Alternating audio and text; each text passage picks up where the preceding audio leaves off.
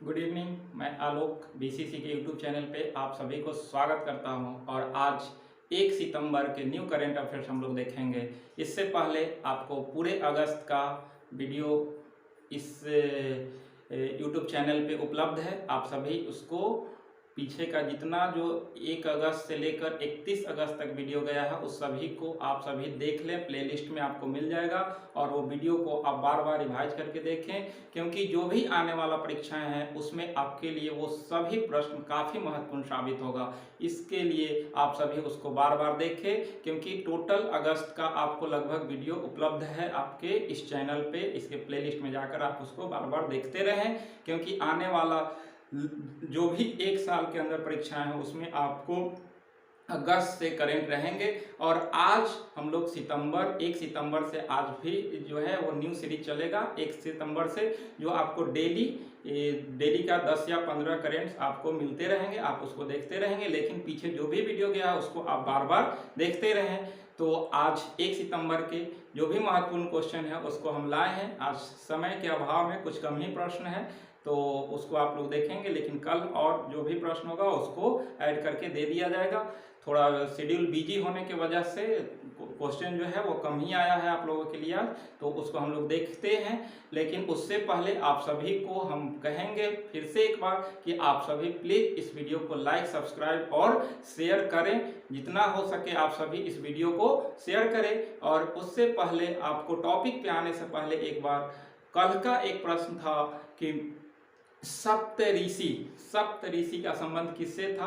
तो सप्तऋषि आपका जो है चाय उद्योग से संबंधित था, ध्यान रखिएगा। तो बहुत लोग इसका उत्तर कमेंट में भी किए थे, आप सभी लोग करें। और आइए आज के महत्वपूर्ण बिंदु को हम लोग देखते हैं जो हमारे परीक्षा की दृष्टि से काफ़ी महत्वपूर्ण हो। तो पहला प्रश्न है कि टोक्यो पैरा ओलंपिक, अभी टोक्यो पैरा ओलंपिक आपका चल ही रहा है। टोक्यो में अभी ओलंपिक समाप्त हुआ, टोक्यो पैरा ओलंपिक चल रहा है। इसमें कल हम लोग देखे थे कि भारत 7 पदक जीत चुका था, लेकिन आज भारत 10 पदक हासिल कर लिया। तो भारत अभी 10 पदक जीत चुके हैं टोक्यो पैरा ओलंपिक में, ध्यान रखिएगा। जबकि टोक्यो ओलंपिक में भारत कुल 7 पदक जीते थे, जिसमें आप देखे थे कि 1 स्वर्ण पदक था, उसके अलावा 4 आप जीते थे रजत पदक और 2 कांस्य पदक। टोटल 7 पदक आप टोक्यो ओलंपिक में जीते।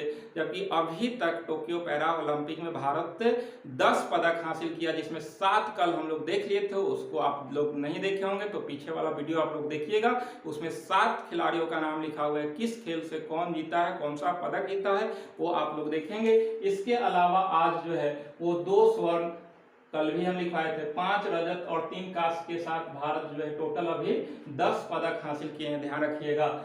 ये आपका 30वें स्थान पर है, यानी कि 10 पदक जीतने के साथ भारत अभी 30वें स्थान पर है आपका टोक्यो पैरा ओलंपिक में। अगर देखा जाए तो टोक्यो पैरा ओलंपिक में अभी सबसे ज्यादा पदक जीतने वाला देश अभी चीन है, ध्यान रखेंगे।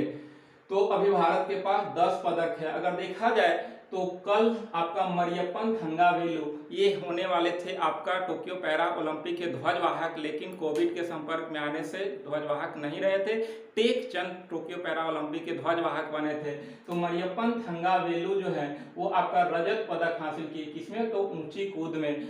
बहुत बड़ा इनका रिकॉर्ड छूटा, क्योंकि अगर ये स्वर्ण पदक हासिल कर लेते तो हैट्रिक लगाते स्वर्ण पदक का पैरा ओलंपिक में, लेकिन ऐसा नहीं हुआ। इन्होंने रजत पदक ही जीत पाया, क्योंकि अगर देखा जाए तो इससे पहले ये 2 बार स्वर्ण पदक हासिल किए हैं। 2004 के एथेंस ओलंपिक में स्वर्ण पदक जीत चुके हैं, और इसके अलावा 2016 के रियो डी जेनेरियो ओलंपिक में भी जो है स्वर्ण पदक हासिल कर चुके हैं। लेकिन इस बार टोक्यो में जो ओलंपिक पैरा ओलंपिक चल रहा है उसमें इन्होंने रजत पदक हासिल किया, ठीक है। तो ध्यान रखिएगा, टोटल 3 पदक अभी जीते, 2 स्वर्ण और 1 रजत, इस बार रजत पदक हासिल किए हैं। अगर दूसरा कल देखा जाए तो शरद कुमार आपका जो है वो आपका 1 पदक जीते, जो ऊंची कूद में इन्होंने कांस्य पदक जीता है, ध्यान रखिएगा, शरद कुमार। और एक है सिंहराज अडाना जो है वो कांस्य पदक जीते हैं निशानेबाजी में। तो टोटल अभी भारत पैरा ओलंपिक में 10 पदक हासिल किए हैं, आप लोग ध्यान रखेंगे।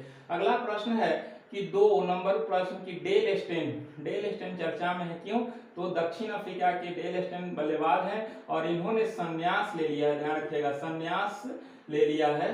ठीक है। तो डेल स्टेन दक्षिण अफ्रीका के खिलाड़ी है और इन्होंने संन्यास ले लिया, इसलिए चर्चा में है। अगला प्रश्न है कि वाई ब्रेक ऐप किस मंत्रालय के द्वारा लॉन्च किया गया?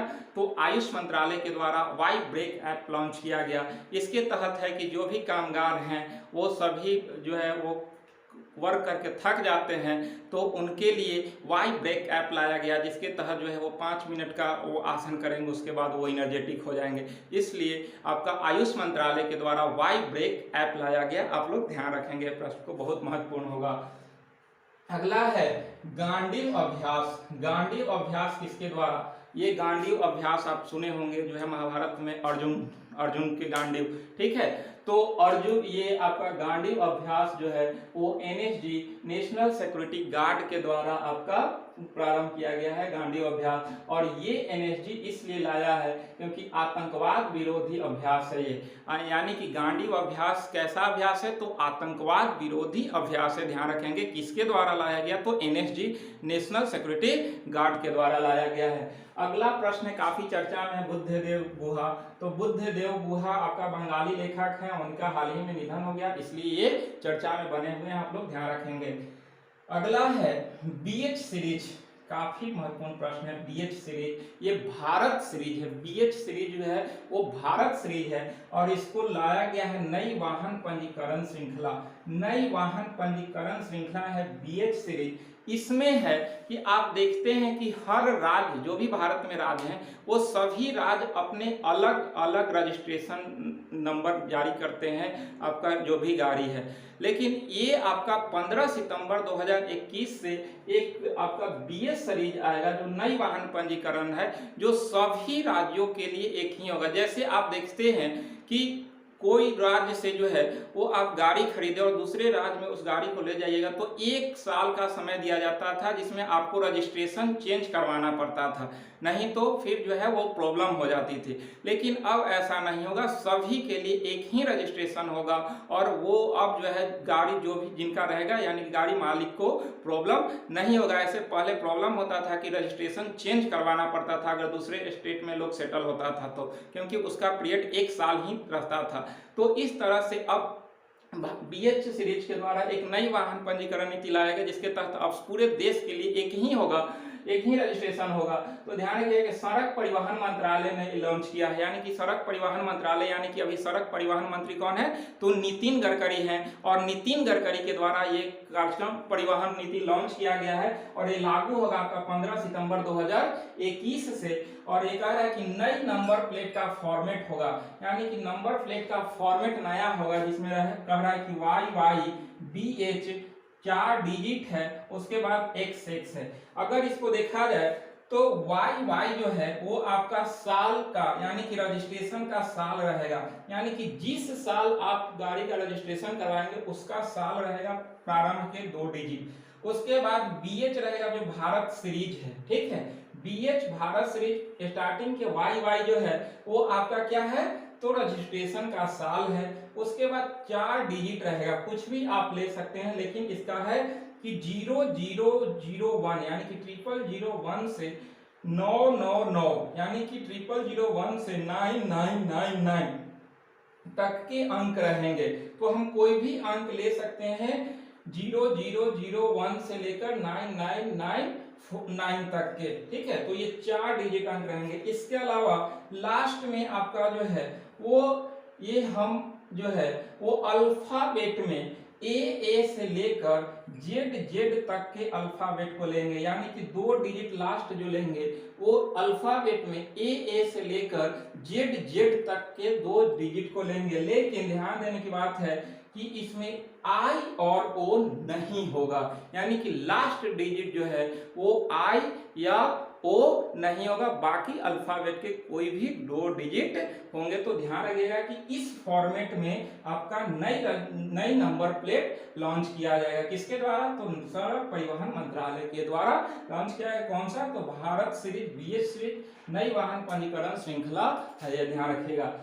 अगला है 7 नंबर कि West Nile virus. West Nile virus काफी चर्चा में है और अभी जो है इसके प्रति रूस ने एक आदेश जारी किया है। रूस में काफी बढ़ रहा है, इसके लेकर चिंता व्यक्त किया है और वहां के लोगों को संभलने के लिए जागरूक किया है रूस। तो ध्यान रखिएगा। और ये सबसे पहले वेस्ट नाइल वायरस कहाँ आया था? तो युगांडा में पहली बार ये आया था। ध्यान रखिएगा। युगांडा की राजधानी कंपाला है, रूस की राजधानी मॉस्को है। तो रूस में अभी ये बढ़ रहा है। ध्यान रखिएगा क्या? तो वेस्ट नाइल वायरस। इसके अलावा तो आप देख ही रहे हैं कि कोरोना का जो है नया वेरिएंट अभी आ ही रहा है। तो तीसरा वेव से बचने के लिए अभी सरकार जो है वो जोर तोड़ से वैक्सीनेशन चला रही है। अभी जो है वो एक रिपोर्ट आया जिसमें लगभग भारत के 50% 50 करोड़ लोगों को वैक्सीनेट किया जा चुका है। फर्स्ट डोज लगभग लग चुका है। ठीक है। इसके अलावा आप देख रहे हैं कि बिहार सरकार के द्वारा काफी तेजी से वैक्सीनेशन किया जा रहा है ताकि तीसरा वेव से बचा जा सके। अगला है कि अमेरिका ने अफगानिस्तान में अपने 20 साल पुराने युद्ध को समाप्त करने का घोषणा किया। अभी देखें कि अफगानिस्तान में क्या से क्या हुआ, आप सभी जो है रूबरू हैं। अगस्त के करंट अफेयर्स में हम टोटल अफगानिस्तान को देख चुके हैं। तो अभी अमेरिका जो है 20 साल बाद अपने पूरे सैनिकों को वापस बुला लिया। 31 अगस्त को जो है लास्ट जो सैनिक थे उनका नाम था आपका क्रिस डोनहुए।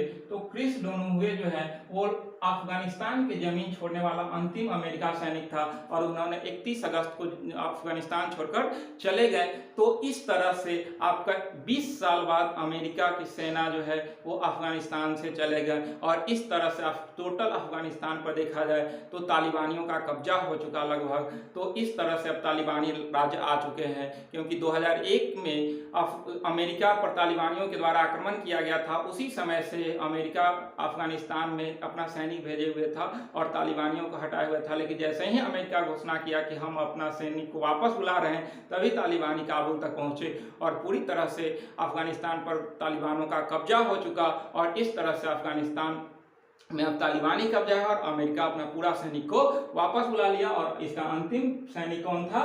तो क्रिस डोनहुए, जो इन्हें वापस बुला लिया गया। ठीक है। तो ये आपका अफगानिस्तान और अमेरिका से था। अगला है कि एनएसओ के आंकड़ों के अनुसार, एनएसओ अपना एक रिपोर्ट जारी किया। पहला तिमाही में भारत का जीडीपी जो है वो 20.1% की दर से बढ़ी।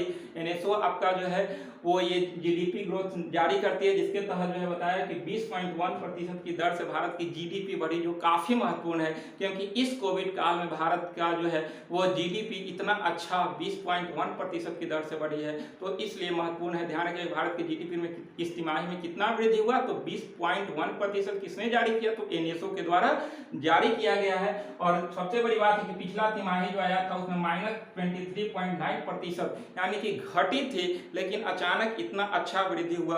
अभी देखा जाए तो भारत का जीडीपी काफी अच्छा रेट से बढ़ा, क्योंकि देखा जाए तो चीन में जो है वो आपका +7.1% की दर से ही बढ़ा था और हमारा भारत में 20.1% की दर से बढ़ा है, इसलिए काफी महत्वपूर्ण है। अगला है तो पिछले तिमाही में -23.9 रहा था, काफी चर्चा में था। तो कोरोना की वजह से ऐसा स्थिति हुआ था, पूरे 2020 जो है लॉकडाउन में बीता था। लेकिन इस बार ऐसा नहीं हुआ। इस बार जो है वो जब भी लॉकडाउन रहा था तो उसमें देखा गया था कि अर्थव्यवस्था पर जोर देने के लिए प्रधानमंत्री के द्वारा बार बार कहा जाता था कि अर्थव्यवस्था को नुकसान नहीं पहुंचना चाहिए और इस तरह से हमारी अर्थव्यवस्था में मजबूती है और जीडीपी इतना देखने के लिए मिला। अगला है 10 नंबर की दीपक मित्तल। दीपक मित्तल आपका कतर में भारत के राजदूत हैं। ठीक है, कतर में भारत के राजदूत हैं दीपक मित्तल, और इन्होंने तालिबान के राजनीतिक कार्यालय के प्रमुख, यानी कि तालिबान अफगानिस्तान में तो तालिबान के राजनीतिक प्रमुख जो है कार्यालय के, वो शेर मोहम्मद अब्बास एस्टेम कजई से मुलाकात हुई है। और इस मुलाकात में ये कहा गया कि जो भी भारतीय अफगानिस्तान में फंसे हुए हैं उन्हें सुरक्षित भारत में भेजने के लिए वार्ता हुई है। इसके बीच तो कतर में भारत के जो राजदूत हैं दीपक मित्तल के द्वारा अफगानिस्तान के कार्यालय के जो राजनीतिज्ञ हैं उनसे और जो भी भारतीय अफगानिस्तान में फंसा हुआ है उनको सुरक्षित वापस बुलाने के लिए ये बातें हुई है। ध्यान रखिएगा। अगला है कि दिल्ली सरकार जलवायु परिवर्तन से निपटने के लिए 10 वर्षीय कार्य योजना लागू करने की योजना बनाई है। ध्यान रखिएगा, 10 वर्षीय कार्य योजना जलवायु परिवर्तन के लेकर दिल्ली सरकार के द्वारा। इससे पहले हालांकि 2019 में भी लाया था लेकिन लागू नहीं हो पाया था, लेकिन फिर से जो है दिल्ली सरकार के द्वारा 10 वर्षीय कार्य योजना लाया गया है जलवायु परिवर्तन के लेकर। तो ये आज का जो भी महत्वपूर्ण प्रश्न था वो हम दिए, लेकिन 2-4 क्वेश्चन और है उस पर जो है वो आपको कल ऐड करके देंगे, क्योंकि आज समय के अभाव में जो है कम ही क्वेश्चन हम लाए हैं, थोड़ा सा शेड्यूल मेरा बिजी था इस वजह से कम क्वेश्चन लाए हैं। लेकिन फिर से हम कल जो है वो और क्वेश्चन देंगे। लेकिन आप सभी से फिर मैं एक बार कहूँगा कि जो भी अगस्त माह का करंट गया है उसको आप बार बार देखिए और उसको रिपीट करें, ताकि उससे आने वाला जो भी प्रश्न होगा आपको एग्जाम में ना छूटे। और जो भी आपको प्रश्न 10 से 15 जाता है वो आपके परीक्षा की दृष्टि से काफ़ी महत्वपूर्ण होता है, इसलिए इस वीडियो को आप बार बार देखते रहें। इसके अलावा आपको आज भी एक प्रश्न कि कोंकण रेलवे परियोजना कब प्रारंभ हुई थी, उसका उत्तर आप कमेंट बॉक्स में देंगे, बहुत महत्वपूर्ण क्वेश्चन है, ठीक है। इसके अलावा आप सभी को मैं फिर से एक बार कहूंगा कि प्लीज आप सभी इस वीडियो को लाइक, सब्सक्राइब और शेयर करें, ठीक है। और फिर मिलेंगे आप सभी से हम कल। आज यहीं तक, आप सभी को बहुत बहुत धन्यवाद।